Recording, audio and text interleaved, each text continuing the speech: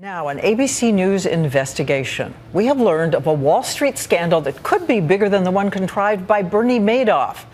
Ordinary Americans, investors, losing billions of dollars thinking they were riding the Chinese economic boom, only to get a very big shock. ABC's chief investigative correspondent Brian Ross is on the case.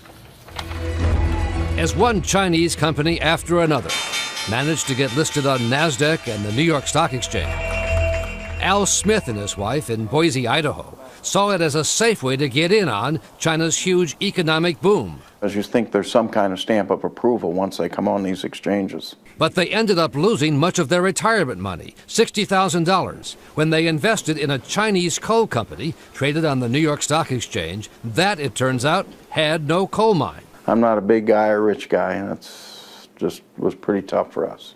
U.S. authorities say Smith's money and that of many other Americans ended up in the pockets of the coal company boss, a kind of Chinese version of Bernie Madoff.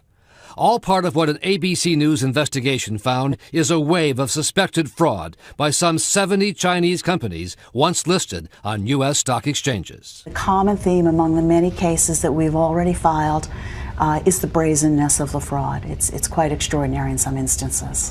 Including what happened with a company called China Integrated Energy, which claimed to operate 3 big fuel plants in China.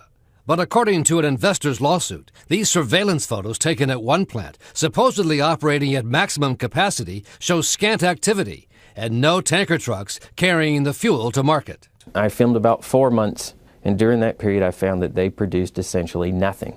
There was a beehive of activity on one day, the day American investors came for a tour. For the first time in 4 months, we see tanker trucks show up.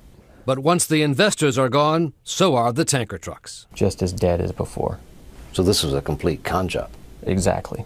The company denies any fraud, but later acknowledged there were problems at this factory. The exchanges say they have since imposed more stringent rules on such companies. But a NASDAQ official became unhappy when we pressed to know how could so many of them get listed in the first place. Companies get on exchanges through very. Look, this interview's over right now. It's over right now. What do you mean? I'm walking you out the door.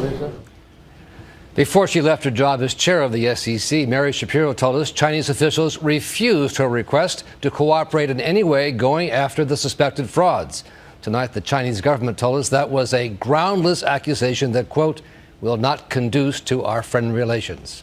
So no help from the Chinese on this, Diane. All right, on the investigative trail again, Brian Ross. Thank you, Brian.